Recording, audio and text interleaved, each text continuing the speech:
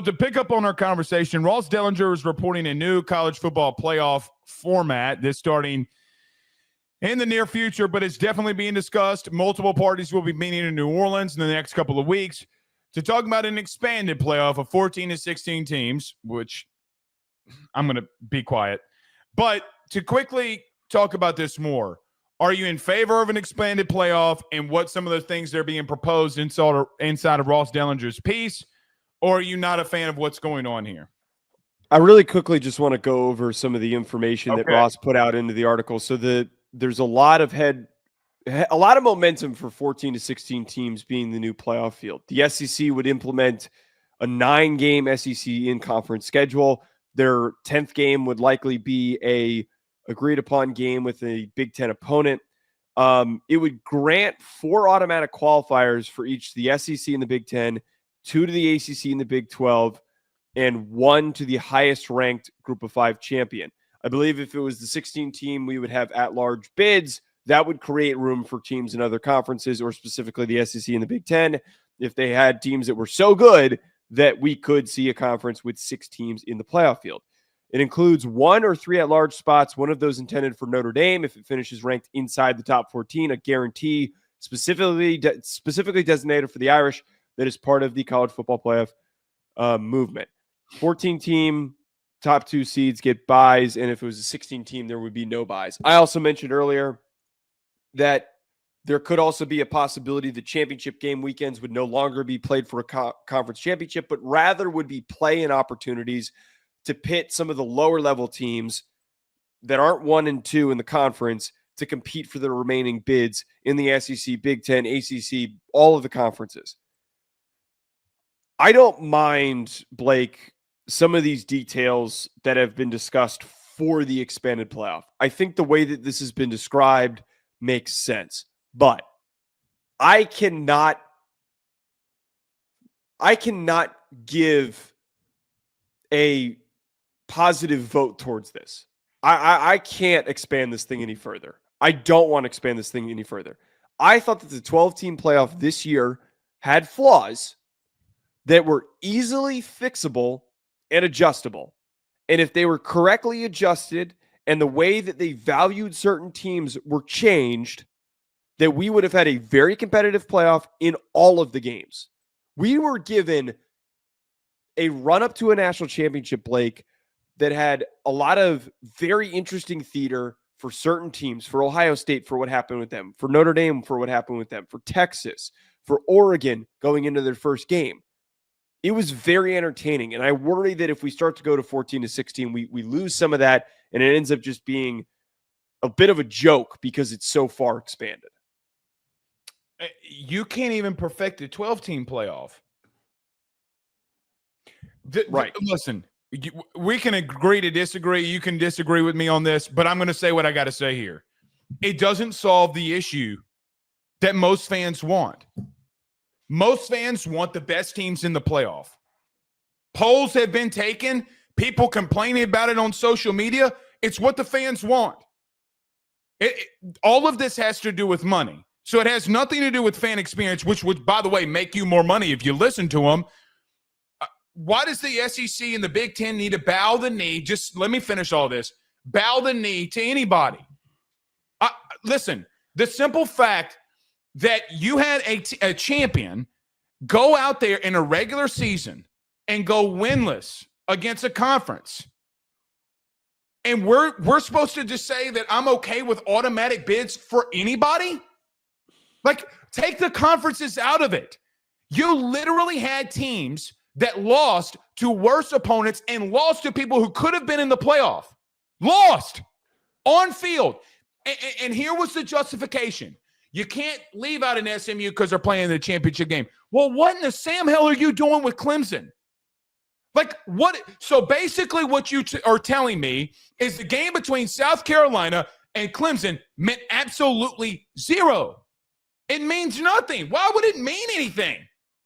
Well, in the expanded playoff field, South Carolina would have a ton of value. No, they wouldn't, because you have 4 teams. Alabama and Ole Miss would have been ahead of them because they lost to them in their own conference. Like, no, it wouldn't. You're not. Let's go to Illinois, Joe. Like, go to any of these teams. Go to any of these situations. Those teams lost, and we say because of your record, that ultimately determines if you deserve something. SMU deserves what exactly? Arizona State deserved what exactly? Blake, they almost beat Texas. They didn't beat them. Okay, Sorry, I think they that didn't beat them. But hold on. Okay. We're trying to sit here and justify because some little article comes out and we feel it's okay for whatever reason. No, you need to put the best 16 teams in here. And I've been saving this. Joe, you cover FCS football, do you not? Yes, there's automatic bids. Do the chalky teams still win? Yeah, North Dakota State wins it every single year. There's still automatic bids that go out there. And it It never mattered.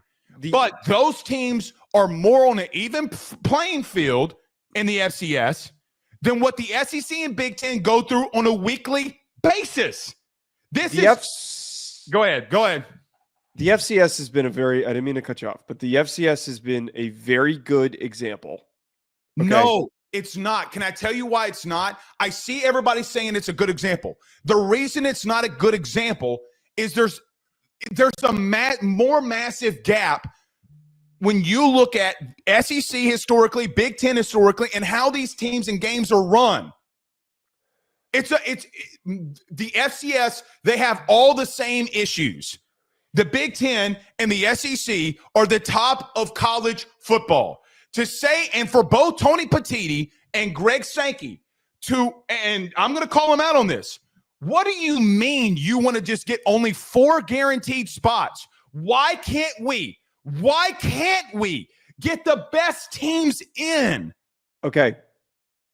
You gave a lot of points there, so there's a lot to address that you just talked about. Okay. The FCS is an example of what this expanded playoff is going to look like, because you have to fill all of those spots. You can't just have one conference or 2 conferences represent all of those spots. It's not a conference. It's a team. It's a team that you're leading out. I understand that, Blake, but the point I'm trying to make here is that outside of like 6 teams in the FCS, it's usually about 6 or 5, like we saw this year with the FBS. Most of the teams in the playoff field have 0 chance of winning a national title. They're going out there to compete and to fill spots in order for the eventual champions to have somebody to play against.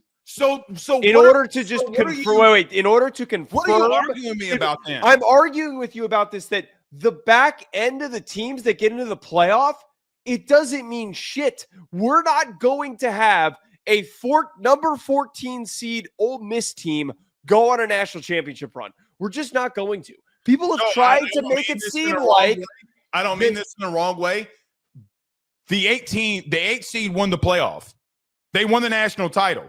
So, but wait, Blake.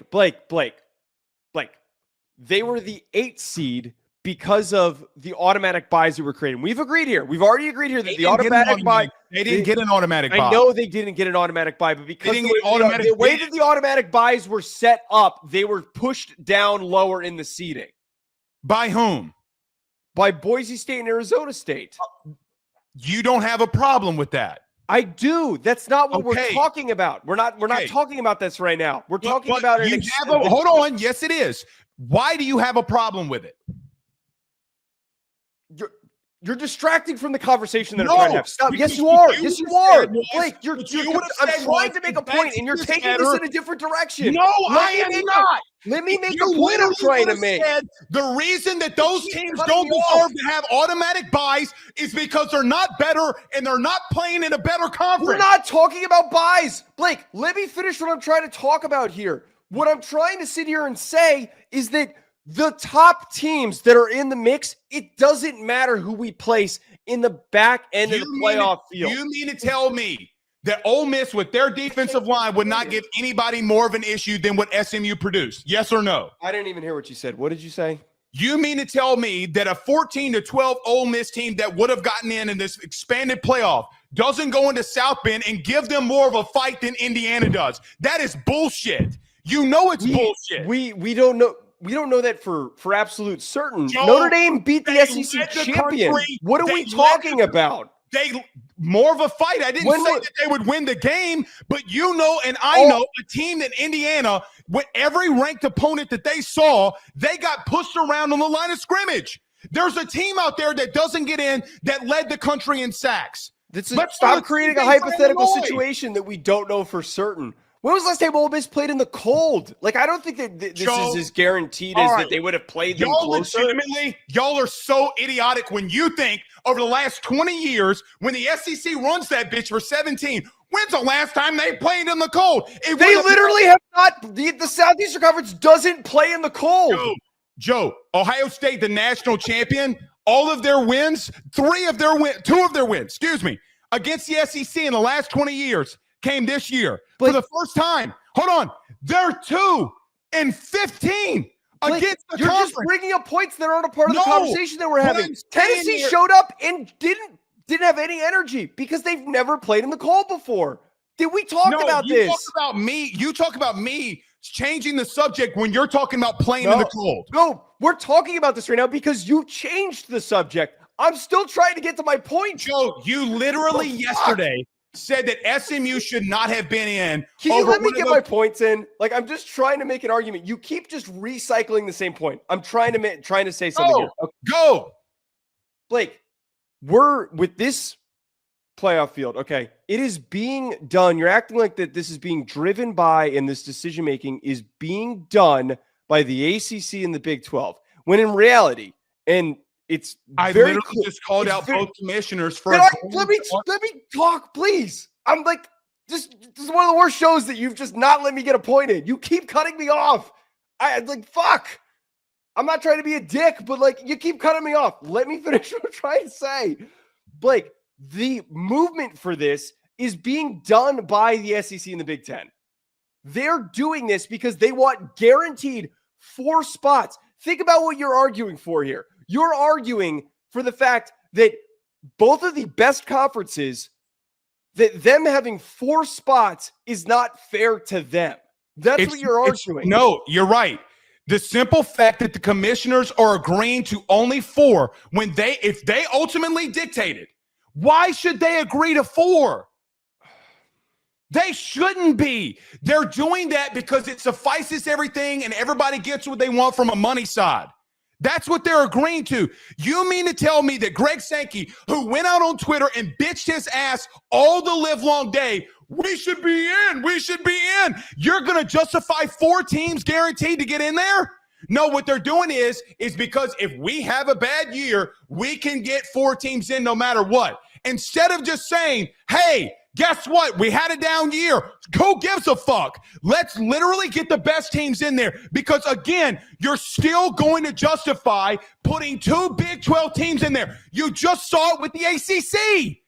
You literally just saw with the ACC. By the way, guess who the second team in the Big 12 would be? Who would it be? BYU. It would be Iowa State. BYU. No, Iowa State played against Arizona State in the Big 12 title. I'm just throwing them out there. Okay. Would they not be there if they played it right? I mean, it would have been one of the two. But Blake, my problem with the argument that you're trying to make here, I'm not disagreeing that the level of competition, that has never been my argument. The level of competition in the Big Ten and the SEC is far better. And there's a reason why the other conferences gave up the decision-making power to those conferences. It's why they gave up the power that those conferences have been afforded to have 4 spots in this newly projected plan. If it goes to 16 teams, which it probably will go to 16 and not 14, the remaining at-large bids are more likely than anything to go to SEC and Big Ten teams. So at the end of the day, you're probably going to end up with 5 Big Ten teams and 5 SEC teams, maybe 6 SEC teams and 4 Big Ten teams. They're still going to dominate the playoff field. You said what I brought up to you before the show and at the beginning of the show, which is the truest part about all of this. This is not a situation where you can just make these decisions and place them out there without agreement from the other conferences. You have to, if you're going to have this much command over the playoff format, and if there weren't automatic spots, then the rest of the conferences would be completely taken out of and removed from competition. Let's go to 14. Hold on. Let's go to 14 then. But I just did the simple math. You ready? Before I end it here, let's do simple math then. 4 from the Big 10, 4 from the SEC. That's 8. Let's go to 14-team playoff. 2 from the Big 12, 2 from the ACC, and a group of 5. So again, you're not justifying the teams that were outside looking in who will not be there. Illinois, South Carolina doesn't get in there. The teams like SMU still get in there. So again, we can argue about those teams needing participation trophies to get in the playoff.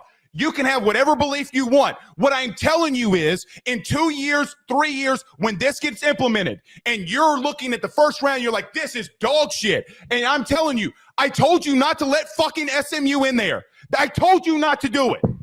Okay, the biggest issue with this, and that you have completely misunderstood the main point that I've been trying to drive with all of this, is we are yelling and we are fighting. We're yelling and fighting over teams that are not going to even compete for the national title. We're yelling about teams that are just getting a chance to play in the game. No, but there's a difference in, I can acknowledge that most of those teams won't win a national title. What I'm not going to agree with is that those schools get money for going to the playoff. What I'm not going to agree with is it's a recruiting tool. I mean, what, like, no, they earned it in a better conference. They earned. Okay, but Blake, this isn't the NFL where there is even disbursement of revenue that goes across the entire league where everybody gets their fair share. This is a very unbalanced system. We're not talking about the ACC and the Big 12 having the same amount of bids as the Big 10 and the SEC. They're already at a significant disadvantage. I think that where this argument has gone astray is by looking at this past year, and I do not think at all it is a good example of what the future will look like. Because the real reality, Blake, is that it's going to be the Blue Bloods, or not the Blue Bloods, the premier teams in the ACC and the premier teams in the Big 12. Every year, it's probably going to be Clemson in Miami or Clemson in Florida State. The teams that have already dominated in recruiting and have done better historically on the field than teams like Ole Miss and South Carolina and Illinois. And on top of this, in the Big 12, it's probably going to be eventually on a consistent basis. It's going to turn into teams like Arizona State and Colorado and Utah. They don't deserve it. So what in the history of the sport, they've been all of those teams have been great programs. Wait, you're telling me Florida State and Clemson? This is where you're losing me. This was a down year for the ACC. A down year. Well, you're trying to make this outside of Florida State. Who was the best team in the ACC the year before that? What about the year before that? Oh, wait. You mean to tell me that Georgia beat Clemson 59-0 in an opener? Blake, it was a rarity that we didn't have the best team, to be very specific here, that we didn't have the best team in the ACC, didn't have a one-loss record. It was a complete rarity that the winner of the conference was Clemson, who went on to win it. This is not something that we've typically seen from the ACC. You and I have both been bullish on projecting them to do really well this year. It doesn't matter what I think. But you're trying to make the same thing happens again. If the same exact thing happens again, Joe, I'm sorry, man. I can't get behind this dumbass shit. I'm sorry. But it's not dumb. It's the business side of this that needs to occur. It's part of business? It. Okay, Blake. Here's an important question to ask you. Clemson has 2 SEC non-conference games for this upcoming season. Say they have a really good ACC year. They go undefeated in ACC play. And in your world, in a 16-team playoff, there are no automatic bids. It's just the best teams get in. Their 2 losses come to LSU and South Carolina, and say those 2 teams get into the playoff field. Are you arguing that because they played an ACC schedule that they didn't deserve to be in the mix, that they didn't deserve to be in there? Florida State has a similar schedule. They've both finished 10-2. If South Carolina goes 9-3 and they beat them, and LSU goes 9-3 and they beat them, and they play more ranked opponents, yes. Joe, again, you do realize that your hypothetical literally played out last year. You get that, right? But it's an exception. Hold on. No. It's a rare exception. Joe. It's not going to be the future. South Carolina is 2-2 under Shane Beamer against Clemson, and you're telling me it's an outlier. No. That's not what I'm talking about. I'm saying that what's the outlier? It's an outlier that Clemson and the ACC were as bad as it was, that they didn't have a competitive top team. That's what the outlier was. Okay. I promise you, as God is my witness, in 2 years when this turns to shit, I will tag you back in this video. I don't think it's going to turn to shit. Okay. As a guy who doesn't want the playoff to expand, adding more teams, you're right, won't turn to shit. I don't want it to expand because the 12 team, I think, was the perfect amount of teams. And I think that the whole argument over who are the last remaining teams in is, I think, meaningless because, again, you're not going to produce anyone that's actually going to win a national title. But let me ask you this before we move on. I've been trying to move on for 20 minutes, and you said that's that it was not true. Doing that's not true. That's not true. I set you up for it last 25 minutes. After the first round sucked as much as it did, were the remaining college football playoff games not extremely entertaining? The games that were entertaining to me, Texas, Ohio State, Notre Dame, Arizona State. Texas, Arizona. I'll give you the one Big 12 team on that. Okay. But you know what games weren't entertaining to me? Boise State, Penn State. That's the only one I'll agree with you on. Boise State, SMU, and I got to be real with you, until the end there, I mean, when I'm watching the Texas-Clemson game, Joe, they gave up 300 yards before kneel downs. I mean, like, I am so flabbergasted, really, to my core. Again, we're moving on here. I'm flabbergasted to my core that you gave me a hypothetical about any conference. I'm literally throwing this away for any conference. If Clemson goes undefeated or is a win-loss team, they're getting in the playoff. They're getting in the playoff. If they're the champion of that and they have win-loss, they're getting in the playoff. I'm sorry, they are. But the example that I was trying to give you is, say that they have 2 losses, and their 2 losses are to a playoff LSU team and a playoff South Carolina. Are you going to tell me that you would keep out a 9-3 South Carolina? No, stop. Wait, that's not what I presented you with. But you got to give me the other team that gets in before them. Wait. You got to give me one, because that's the argument that I'm trying to justify.